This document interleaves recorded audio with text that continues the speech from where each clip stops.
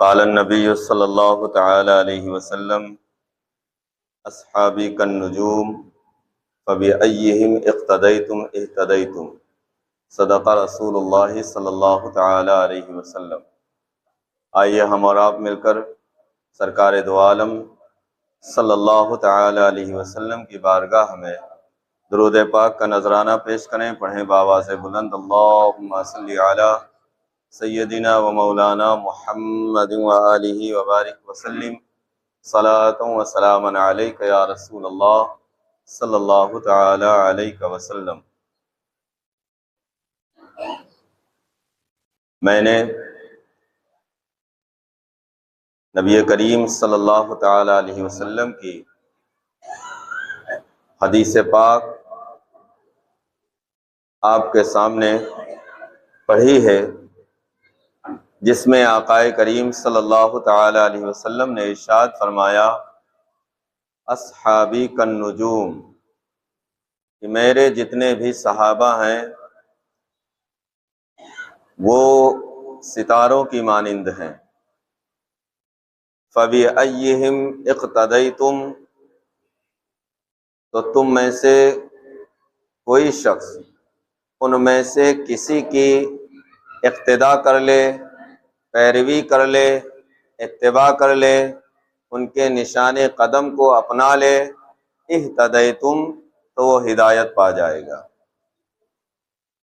क्योंकि आज यकुम मुहर्रमुल हराम शरीफ है और आज उस अजीम हस्ती की तदफीन अमल में आई थी जो कि मुराद रसूल हैं और हजरत अली रज़ी अल्लाह ताला अन्हु के दामाद हैं और तमाम मोमिनों के अमीर हैं और रसूल करीम सल्लल्लाहु ताला अलैहि वसल्लम की नियाबत मुतलका को अदा करने वाले, यानी हजरत सैयदना अमीरुल मोमिनीन उमर फारूक आज़म रज़ी अल्लाह ताला अन्हु की यौम शहादत हजरत अमीरुल मोमिनीन फारूक आज़म रज़ी अल्लाह ताला अन्हु का मकाम व मर्तबा इससे वाज़ेह हो जाता है कि नबी करीम सल्लल्लाहु ताला अलैहि वसल्लम ने एक मर्तबा इरशाद फरमाता कि अगर मेरे बाद कोई नबी होना मुमकिन होता तो वो उमर होते। मेरे बाद अगर कोई नबी होता तो वो उमर होते। और इसी पर बस नहीं, बल्कि एक मकाम पे इरशाद फरमाया कि अल हक़ यंतिक़ु अला लिसानी उमर, कि हक भी उमर की जबान पर बोलता है। और इसी पर बस नहीं, आप उन 10 खुश नसीब सहाबा में से हैं जिनको अल्लाह के रसूल सल्लल्लाहु ताला अलैहि वसल्लम ने दुनिया में जन्नत की बशारत और खुशखबरी अता फरमाई। लेकिन अमीरुल मोमिनीन सैयदना उमर फारूक आज़म रज़ी अल्लाह ताला अन्हु के ईमान लाने का वाक़या भी काबिल तवज्जो है और काबिल दीद है। पहले पहल आप जब नबी करीम सल्लल्लाहु ताला अलैहि वसल्लम ने इस्लाम के बारे में लोगों को दावत देना शुरू किया तो आपने बड़ी मुखालफत की और आप इस्लाम और मुसलमानों के बड़े दुश्मन हो गए। जो ईमान लाता आपको पता चल जाता, आप पहुंचते, उसको मारते पीटते और उसके साथ नाज़ेबा कलिमात उसके बारे में कहते। इसी तरीके से एक दिन आप इतने गुस्से में थे कि आपने नियाम से तलवार निकाली और जा रहे थे रास्ते में नंगी तलवार लिए हुए। हजरत नुआइम बिन अब्दुल्ला मिलते हैं रास्ते में, वो कहते हैं उमर कहाँ का इरादा रखते हो और ये हाथ में नंगी तलवार लिए कहाँ जा रहे हो। हजरत उमर जो उस वक्त ईमान नहीं लाए थे, उन्होंने नऊज़ बिल्लाहि मिन ज़ालिक कहा कि आज मैं मोहम्मद अरबी सल्लल्लाहु अलैहि वसल्लम का काम तमाम कर दूंगा। वो हमारे माबूदों को बुरा कहते हैं, वो हमारे जो माबूद हैं जिनको हमारे आबाओ अजदाद आज तक पूजते आए, उनकी इबादत करते आए, उनकी बुराई करते हैं। आज वो मेरे हाथों से नहीं बच पाएंगे। नुआइम बिन अब्दुल्ला ने कहा कि अच्छा, तुम मारने तो जा रहे हो मोहम्मद अरबी को, लेकिन क्या जब वो तुमसे क़िसास लेने पर उनका खानदान उतरेगा तो तुम क्या बच पाओगे? अपने आप को बचा ले जाओगे? और इससे पहले सुनो कि जाओ पहले अपने घर के बारे में जरा दरियाफ्त करो। तुम्हारी बहन और तुम्हारे बहनोई रसूल करीम सल्लल्लाहु अलैहि वसल्लम पर ईमान ला चुके हैं। तो वहां जाने की बजाय पहले अपने घर जाओ, वहां से शुरू करो अगर किसी को मारना पीटना शुरू करना है। अब जा तो रहे थे उधर, फौरन रुख घूम गया अपनी बहन के घर की तरफ। जब घर के दरवाजे पर पहुंचे, वहां पहुंचने के बाद दरवाजे पर दस्तक दी तो अंदर से कुछ पढ़ने की आवाज आ रही थी। लोग समझ गए जो अंदर मौजूद थे, आपके बहनोई और आपकी बहन की उमर आ गए हैं। किताब को छुपा दिया गया और दरवाजा खोला गया। अंदर दाखिल हुए।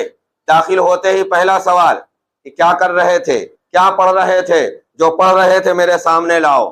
तो उन लोगों ने छुपाई बात को कि बताएं ना कि हम ईमान ला चुके हैं, क्या पढ़ रहे थे ये भी ना बताएं। लेकिन उमर ने कहा कहाँ है, दिखाओ। तो इतने में आपके बहनोई आगे आए और हजरत उमर ने गुस्से के आलम में इतनी तेज से उनको धक्का दिया और तमाचा मारा कि वो दूर जाकर गिर पड़े। आपकी बहन अपने शौहर को बचाने के लिए आगे जब बढ़ी तो इनको भी इतनी तेजी से धक्का दिया कि इनका सर एक दीवार से लड़ा और खून का फव्वारा फूट पड़ा। इतना खून बहने लगा। हजरत उमर के जो बहनोई थे गुस्से में आए और गुस्से में आने के बाद कहने लगे कि हाँ सुनो उमर, हम रसूल करीम सल्लल्लाहु अलैहि वसल्लम पर ईमान ला चुके हैं, अल्लाह को अपना माबूद बरहक मान चुके हैं, दुनिया की कोई ताकत नहीं है जो हमें इससे अब रोक सके। अब हजरत उमर ने जब ये अंदाज देखा जैसे कि एक ताकतवर शख्स किसी कमजोर को मार रहा हो और ताकतवर शख्स को यह मालूम हो कि मुझसे जीत नहीं पाएगा, इसको मैं चाहे जैसे मारू पीटू कुछ बोल नहीं पाएगा, लेकिन अचानक वो पलट कर खड़ा हो जाए, अचानक वो गुस्से में आ जाए, तो ताकतवर सोचने लगता है कि यार आज शायद ये गुस्से में है, तो वो हल्का पड़ जाएगा। जब अपने बहनोई का गुस्सा देखा और ये लहजा देखा तो हजरत उमर रुक गए और चुप्पे से बैठ गए और कहा अच्छा सारी बात छोड़ो, वो जो तुम पढ़ रहे थे मेरे पास लेकर आओ, वो जो पढ़ रहे थे मेरे पास लेकर आओ। आपकी बहन ने कहा तुम नापाक हो और नापाकी की हालत में उस कलाम को तुम पढ़ना तो दूर की बात छू भी नहीं सकते हो। हजरत उमर ने फिर गुस्ल किया। गुस्ल करने के बाद वो जो नबी करीम सल्लल्लाहु अलैहि वसल्लम पर वक्तन फवक्तन वही इलाही नाजिल हुआ करती थी उसको लेकर हाजिर खिदमत हुई। हजरत उमर ने उसको जब पढ़ा, पढ़ने के बाद में जब पढ़ते जा रहे थे दिल की कैफियत बदलती जा रही थी, पढ़ते जा रहे हैं अल्लाह का कलाम, दिल की कैफियत बदलती जा रही है। एक मकाम वो आया जहां पर आपकी जबान से बेसाख्ता ये निकला कि कितना उम्दा कलाम है। और नबी करीम सल्लल्लाहु अलैहि वसल्लम इस वक्त कहाँ हैं? उन्हें बताया कि नबी करीम सल्लल्लाहु अलैहि वसल्लम दारे अरकम में हैं। हजरत उमर ने कहा कि चलो मेरे साथ। दारे अरकम की तरफ हजरत उमर रज़ी अल्लाह ताला अन्हु चलते हैं और जब करीब पहुंचते हैं दारे अरकम के तो उधर से हजरत जो कुछ सहाबा नबी करीम सल्लल्लाहु अलैहि वसल्लम के साथ में थे वो मौजूद हैं और हजरत हमजा रज़ी अल्लाह ताला अन्हु जो ईमान ला चुके थे हजरत उमर से 3 दिन पहले ईमान लाए थे, वो भी अंदर मौजूद थे। अब सहाबा ने खबर दी नबी करीम सल्लल्लाहु अलैहि वसल्लम को कि उमर आ रहे हैं। जाहो जलाल मशहूर था ही, गैज़ो गज़ब मशहूर था हजरत उमर का कि गुस्से में आ रहे हैं, कैसे आ रहे हैं। मेरे आका ने फरमाया कि देख आने दो उमर को, देखते हैं कि उमर आ रहा है या वो उमर आ रहा है जिसको मैंने खुदा से मांगा है, खालिस उमर आ रहा है या वो उमर आ रहा है जिसको मैंने खुदा से मांगा है। हजरत अमीर हमजा ने कहा आ रहे हैं उनको आने दो, अगर नियत सही है तो ठीक, वरना यहां से वापस नहीं जाएंगे। हजरत अमीर हमजा ने यह कहा। अब हजरत उमर रज़ी अल्लाह ताला अन्हु जब आए, नबी करीम सल्लल्लाहु अलैहि वसल्लम आगे बढ़े और आगे बढ़ने के बाद में मुख्तलिफ रिवायात हैं। नबी करीम सल्लल्लाहु अलैहि वसल्लम ने सीने पर हाथ मारा और एक रिवायत में है कि उमर के दामन को पकड़ के कहा, एक रिवायत में यह है कि उमर को दोनों बाजुओं को पकड़ा और झिंझोड़ कर कहा उमर क्या अभी तुम बाज नहीं आओगे? क्या फरमाया मेरे आका ने? उमर क्या अभी तुम बाज नहीं आओगे? हजरत उमर कहते हैं या रसूल अल्लाह, हाजिर इसीलिए हुआ हूं आपकी बारगाह में कि आप मुझे कलमा पढ़ाकर अपने दामन से वाबस्ता कर लें, आप मुझे कलमा पढ़ाएं और दाखिले इस्लाम कर लें। नबी करीम सल्लल्लाहु ताला अलैहि वसल्लम खुश होकर दुआ फरमाते हैं और नबी करीम सल्लल्लाहु अलैहि वसल्लम इस बात के भी अल्लाह रब्बुल इज्जत का शुक्र अदा करते हैं कि मेरे मौला तूने मेरी उस दुआ को जो कल मैंने उमर के बारे में की थी अपनी बारगाह में कबूल कर लिया है। अल्लाहु अकबर। हजरत उमर रज़ी अल्लाह ताला अन्हु ईमान लाते हैं और ईमान लाने के बाद फिर आपका लक़ब फारूक है। फारूक लक़ब कैसे पड़ा उसकी वजह ये सुन लीजिए इसी वाक़ये के ज़िम्न में। हजरत फारूक आज़म रज़ी अल्लाह ताला अन्हु कहते हैं या रसूलल्लाह सल्लल्लाहु अलैहि वसल्लम, क्या मौत और जिंदगी ये दोनों हक नहीं है हमारे लिए? आका करीम सल्लल्लाहु अलैहि वसल्लम ने इरशाद फरमाया, हाँ, जिस तरीके से तुम्हारी जिंदगी बरहक है उसी तरीके से तुम्हारी मौत भी बरहक है। फिर हजरत उमर रज़ी अल्लाह ताला अन्हु ने अर्ज किया, या रसूल अल्लाह, क्या हम हक पर नहीं है? नबी करीम सल्लल्लाहु अलैहि वसल्लम ने इरशाद फरमाया, उमर हम ही हक पर हैं। हजरत उमर ने कहा, या रसूलुल्लाह सल्लल्लाहु अलैहि वसल्लम, फिर ये छुप छुप कर इबादत करना कैसा? निकलिए अभी और अभी चलकर सहने काबा में नमाज अदा की जाएगी। अल्लाहु अकबर। सहने काबा में मस्जिद हराम में दाखिल हुए और उसी वक्त फिर जमात के साथ नमाज अदा की गई और हजरत उमर खड़े थे। कुफ्फार का एक गिरोह उस वक्त मक्का में सहने काबा में बैठा हुआ था, लेकिन जब देखा आंखें उठाकर कि आगे आगे अमीर हमजा और पीछे पीछे उमर फारूक है, किसी की मजाल ना हो सकी कि कोई ये कह देता कि यहाँ नमाज नहीं अदा करनी है। नमाज अदा होती है और उसी वक्त नबी करीम सल्लल्लाहु अलैहि वसल्लम ने तकबीर बुलंद की और उसी वक्त तमाम सहाबा ने अल्लाह अकबर की सदाएं दी, तो मक्का की वादियां उस तकबीर और अल्लाह अकबर की सदाओं से गूंज उठी थी। ये बस यही वो वक्त था कि नबी करीम सल्लल्लाहु तआला अलैहि वसल्लम ने उमर को फारूक का लक़ब अता फरमाया था। फारूक का लक़ब इसी मकाम से उमर रज़ी अल्लाह ताला अन्हु को नबी करीम सल्लल्लाहु अलैहि वसल्लम ने अता फरमाया। आगे बढ़ो, हजरत उमर रज़ी अल्लाह ताला अन्हु फिर जब नबी करीम सल्लल्लाहु अलैहि वसल्लम के मोहब्बत में गिरफ्तार हो जाते हैं और इस्लाम कबूल कर लेते हैं, तो इस कदर शैदाई हो जाते हैं इस्लाम के, इस कदर इस्लाम पर अपना सब कुछ कुर्बान करने वाले बन जाते हैं कि वैसी मिसालें नहीं मिलती हैं। जब हिजरत का वक्त आया, जितने सहाबी थे सब रात के अंधेरे में, कोई जा रहा है, कोई छुप कर जा रहा है, कोई खुफिया तौर पर निकल रहा है कि कुफ्फार को खबर अगर लग जाएगी तो किसी के हत्थे हम चढ़ जाएंगे, हमें मौत के घाट उतार देगा। लेकिन उमर फारूक आजम जब हिजरत करते हैं बड़ा निराला अंदाज होता है, किसी का ऐसा अंदाज नहीं। आप निकलते हैं घर से बाहर और तलवार अपने म्यान में रखते हैं, कमान कंधे से लटकाते हैं, पहले आते हैं सहने काबा में और काबा में आने के बाद 2 रकात नमाज नफल अदा करते हैं और कुफ्फार बैठे हैं जमावड़ा लगाए हुए, सब बैठे हैं। उमर फारूक आजम जब नमाज से फारिग होते हैं, दुआ मांग चुकते हैं, तो उनकी तरफ देख कर कहते हैं कि तुम में से अगर किसी को अपनी माँ को रोता हुआ देखना है या अपनी बीवी को बेवा देखना है या अपने बच्चों को यतीम करवाना है, तो वो इस वादी के पीछे आ जाए और मुझसे मुकाबला कर ले। वो इस वादी के पीछे आ जाए और मुझसे मुकाबला कर ले। पूरा जमावड़ा लगा हुआ है, किसी में हिम्मत नहीं है कि उमर के आगे आ जाए, किसी में हिम्मत नहीं है कि उमर से कोई गुफ्तगू कर सके, किसी में हिम्मत नहीं है कि उमर के सामने कोई लब कुशाई कर सके। बड़ी शान और शौकत के साथ हजरत उमर रज़ी अल्लाह ताला अन्हु हिजरत फरमाते हैं और फिर इसके नबी में जब गिरफ्तार होते हैं तो कैसी मोहब्बत आका करीम सल्लल्लाहु ताला अलैहि वसल्लम से करते हैं। एक दफा नबी करीम सल्लल्लाहु ताला अलैहि वसल्लम को हजरत उमर ने देखा कि नबी करीम सल्लल्लाहु ताला अलैहि वसल्लम खजूर की चटाई पर आराम फरमा रहे हैं और आपके तकिया जो थी वो चमड़े की बनी हुई थी कवर, और उसके अंदर खजूर की छाल भरी हुई थी। हजरत उमर ने देखा कि नबी करीम सल्लल्लाहु ताला अलैहि वसल्लम की पुश्ते मुबारक पर चटाइयों के निशान पड़ गए हैं। हजरत उमर की आंखों में आंसू आ गए। नबी करीम सल्लल्लाहु अलैहि वसल्लम बेदार हुए, पूछा, उमर कौन सी चीज है जिसने तुम्हें रोने पर मजबूर कर दिया है? तुम किस वजह से रो रहे हो उमर? मुझे बताओ वो कौन सी वजह है जिसकी वजह से तुम्हारी आंखों में आंसू आ गए? हजरत उमर ने कहा, या रसूलुल्लाह सल्लल्लाहु अलैहि वसल्लम, कैसर और किसरा के बादशाह अपने महलों में सुकून की नींद सोएं, नर्म नर्म बिस्तरों पे सोएं, और या रसूल अल्लाह, आप दीने बरहक के साथ तशरीफ लाए हैं और आप इतनी मुसीबतों में रहें, आप इतनी दिक्कतों में रहें, आप इतनी कुल्फतों में रहें, अजियत भरी जिंदगी बसर करें। या रसूल अल्लाह, बस यही देख कर मेरी आंखों में आंसू आ गए कि मेरे आका मौला इस चटाई पर लेटे कि जिसके निशान आपके पुश्ते मुबारक पर पड़ जाएं। ये देखकर मेरी आंखों से आंसू छलक पड़े हैं। मेरे आका सल्लल्लाहु अलैहि वसल्लम ने मुस्कुराकर जवाब दिया कि ऐ उमर, क्या तुम इस बात से खुश नहीं हो कि इन लोगों के लिए दुनिया की नेमतें हों और तुम्हारे लिए आखिरत की नेमतें हों?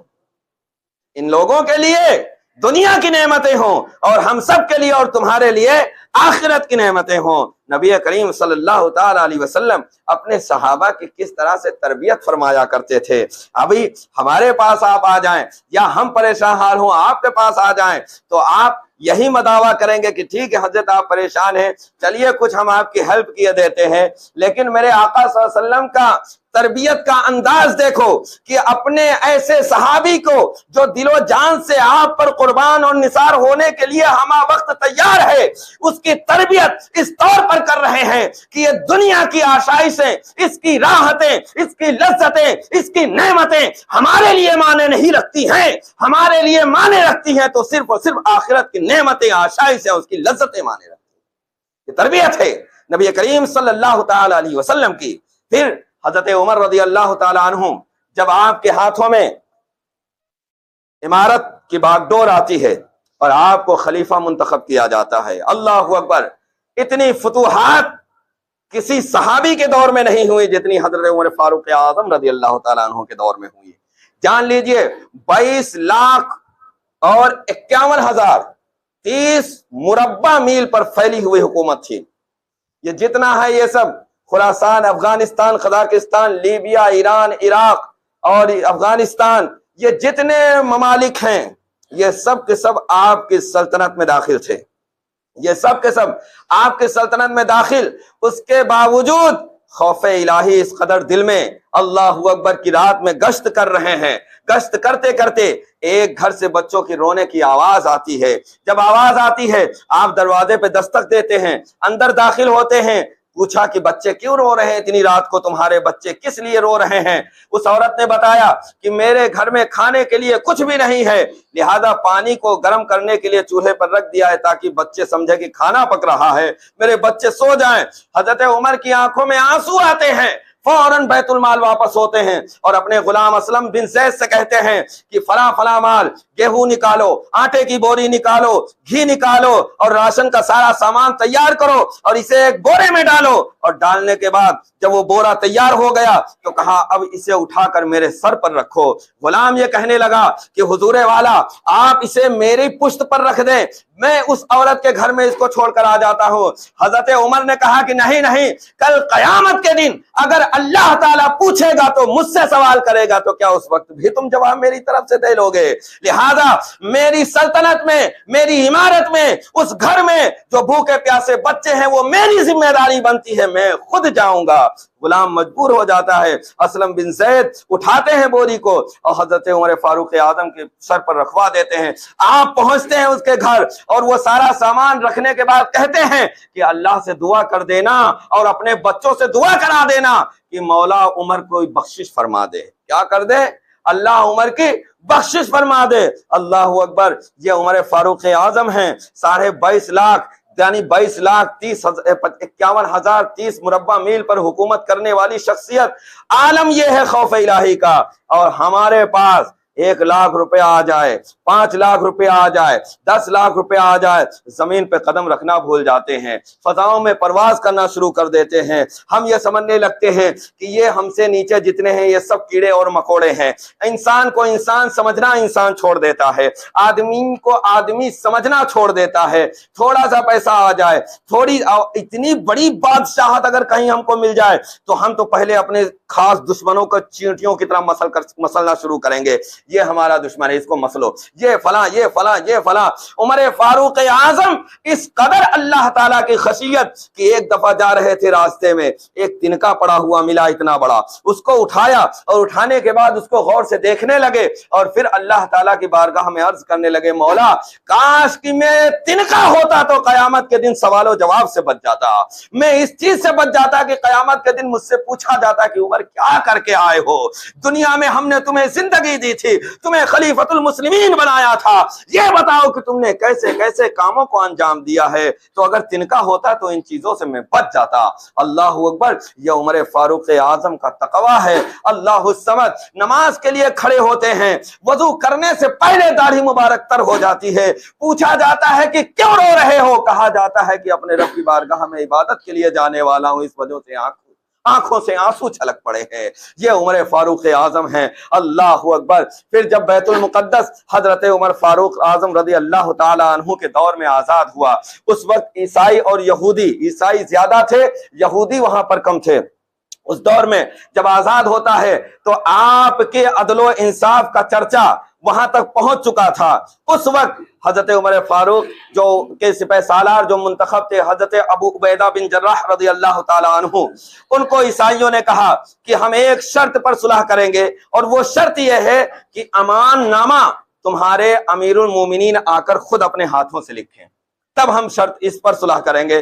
अबू उबैदा बिन जर्राह ने खत भेजा हजरत उमर फारूक आजम के पास में। हजरत उमर फारूक ने खत पढ़ा और कहा ठीक है, मैं आ रहा हूं, अगर वो इसी पर राजी हैं कि मैं अपने हाथों से अमान नामा उनको लिख के दूं। अब यहां से एक नुक्ता समझ में आता है कि वो जात और वो इस्लामी लश्कर जो आधी दुनिया से ज्यादा में कब्जा कर चुका हो और अक्सर ममालिक पर उसका कब्जा हो और लश्कर की तादाद भी ज्यादा हो, एक छोटे से किले को उनके लिए फतह करना कोई मुश्किल नहीं था। जैसे चाहते वैसे फतह कर लेते। लोग बोलते हैं ना कि इस्लाम सिर्फ खुरेजी करता है। अगर आप गौर करो, उमर को मालूम है कि ये किला एक झटके में फतह हो जाएगा, लेकिन अंदर के लोग इस बात के खास्तगार हैं कि सुलह हो जाए। तो सुलह तो उन लोगों से हो सकती है जिन्होंने घेराव कर रखा है। यहां मदीना से बुलाने की क्या जरूरत है कि यहां से आदमी उस जमाने का सफर करे, वो भी अमीरुल मोमिनीन। अगर एक हुक्म यहां से सादिर हो जाए कि मैं नहीं आ रहा, तहवाला कर दो और उस किले पर कब्जा कर लो, तो एक झटके में कब्जा हो जाता। लेकिन इस्लाम पैगाम इंसानियत देने के लिए आया है। इस्लाम पैगाम अमनो आस्ती देने के लिए आया है, पैगाम मुसालहत देने के लिए आया है। उमर बिन खत्ताब निकलते हैं यहां से सफर पर, ऊंट एक है, गुलाम के साथ मामला तय हो जाता है कि सुनो, आधे मंजिलें तय हो गई, इतने मील पर तुम चढ़ोगे, इतने मील पर मैं चढ़ूंगा, तुम बागडोर पकड़ोगे, और इतने मील पर तुम चढ़ जाओगे, हम बागडोर पकड़ेंगे।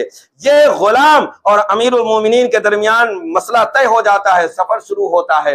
और जब मुल्क बैतुल मुकद्दस पहुंच रहे थे, बारी गुलाम के बैठने की है और आका के लगाम पकड़ने की है। अब गुलाम कहता है कि हुजूर अब तो करीब आ गए हैं, अब ऐसा करें कि आप बैठ जाएं, बारी अगरचे मेरी है, लेकिन लोग देखेंगे तो क्या कहेंगे कि ये अमीरुल मोमिनीन होकर और ऊंट की मुहार को पकड़े हुए हैं और गुलाम ऊपर बैठा हुआ है कजावे में। तो कहा हुजूर ऐसा ना हो। तो कहा कि खामोश रहो, ये उमर अदलो इंसाफ कायम करने के लिए आया है, लिहाजा तुम्हारी बारी है, तुम ऊपर बैठो और मैं तुम्हारे ऊंट की मुहार पकड़कर आगे आगे चलूंगा। इसी मंजर के साथ हजरत उमर दाखिल होते हैं बैतुल मुकद्दस में। जब ईसाई देखते हैं कि इनका अमीरुल मोमिनीन अपने गुलाम को कजावे में बैठाए हुए है और ऊंट की मुहार खुद पकड़े हुए है, वो कहते हैं कि यकीनन उमर वो हैं कि अगर चाहे तो पूरी दुनिया पर इनका सितवत और जलवत कायम हो सकती है, इनकी सल्तनत कायम हो सकती है। वो आते हैं और बखुशी मुसालहा हो जाता है, मुसालहत हो जाती है, और अमान नामे पर हजरत उमर फारूक आजम रज़ी अल्लाह ताला अन्हु अपने हाथ से लिखते हैं और उस पर अपनी दस्तखत लगा देते हैं। हजरत उमर का ये मामला है। हजरत उमर रज़ी अल्लाह ताला अन्हु ने अपने खिलाफत के दौर में बेशुमार फलाह बहबूद के काम किए। आज ये पुलिस का महकमा जो देख रहे हो, हजरत उमर की देन है। ये जो राशन बढ़ता है ना, बैतुल माल एक तरीके से इसी की सूरत थी, ये उसी की देन है जो आज फ्री में राशन मिल रहा है। पहले पैसे में मिलता था, प्रेजेंट टाइम फ्री मिल रहा है। उस वक्त ज़माने फारूकी में बैतुल माल आपने कायम किया। वजीफे इमाम, मुअज्जिन और मस्जिद की देखभाल करने वाले और पढ़ाने वाले असातिज़ा के ये जो आजकल तनख्वाहें चल रही हैं, उमर फारूक आजम की देन है। और ये मसाजिदें जो तामीर हुई, इनमें मजीद आराइशगी के काम जो होते हैं, उमर फारूक आजम की देन है। मिलिट्री फौज का एहतमाम उमर फारूक आजम की देन है। सरहदों पर छावनियां और चौकियां बनाना उमर फारूक आजम ने शुरू किया था। तमाम कामों को रजिस्टर्ड करना कि कितना खर्च हुआ है, कितना दिया गया है, कितना लिया गया है, उमर फारूक आजम ने इसकी बुनियाद डाली। ये जान लीजिए कि इस जमाने में हुकूमती सतह पर कवानीनी तौर पर जितनी चीजें नाफिज हैं, सब उमर फारूक आजम रज़ी अल्लाह ताला अन्हु ने बुनियाद डाली है।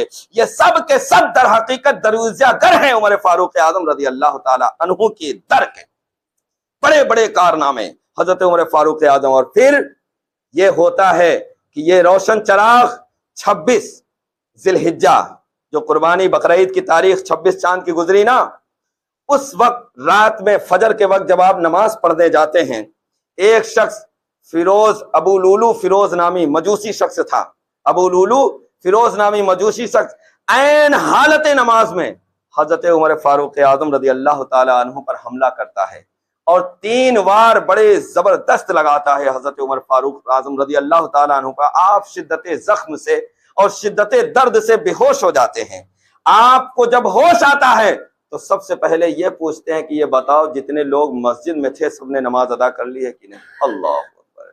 गौर करें, तवज्जो दें, समझें इस बात को। फिर अपने बेटे से कहते हैं अब्दुल्ला इब्ने उमर से, मेरे पीछे आओ। वो जब टेक लगाकर बैठते हैं तो कहते हैं मुझे वजू कराया जाए। आप वजू फरमाते हैं, वजू फरमाने के बाद उसी हालत में आप नमाज अदा फरमाते हैं। इतनी अहमियत है नमाज की, इबादत की इतनी पाबंदी हो रही है और हम हजरत उमर के चाहने वाले, उनके मानने वाले किसी सूरत में नमाज नहीं पढ़ना चाहते, इधर उधर टाइम पास कर देना चाह रहे हैं। हजरत उमर तो जामे शहादत नोश कर रहे हैं तो हालत सजदा में नोश कर रहे हैं। किस सजदे में आपको विसाल हुआ था आपका?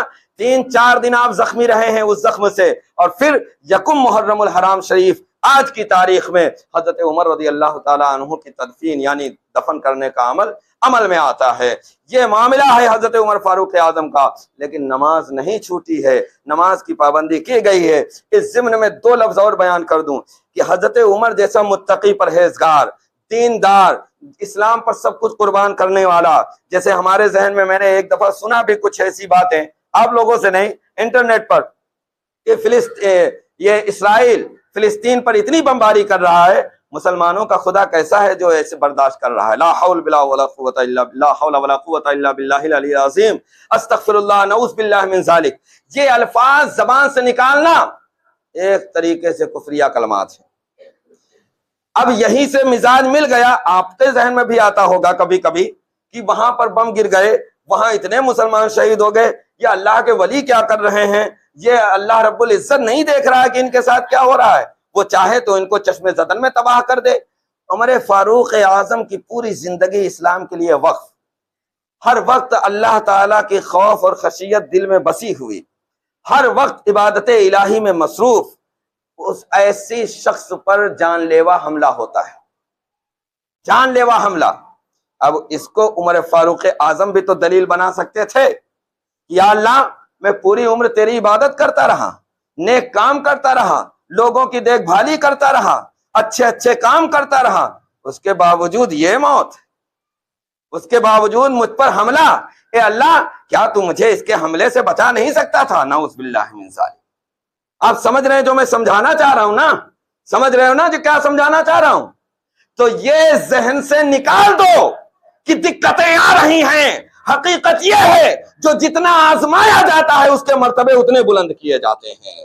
जिसको जितना आजमाया जाएगा अल्लाह ताला की बारगाह से उसको इतना ही इनाम दिया जाएगा।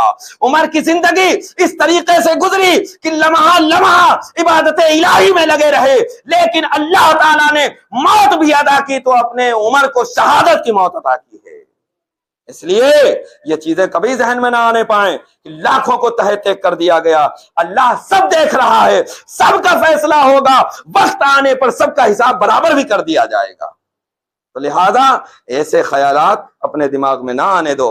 अल्लाह रब्बुल इज्जत हमें और आपको कहने और सुनने से ज्यादा अमल की तौफीक खैर नसीब फरमाए। नबी करीम सल्लल्लाहु अलैहि वसल्लम के सदक़े में हम सब की मग़फ़िरत फरमाए। और आज आप लोग अपने अपने घर जाएं, हजरत उमर फारूक आजम के लिए फातिहा, इसाले सवाब, खिराज अक़ीदत जिस तरीके से पेश करना चाहें पेश करें। अस्सलामु अलैकुम।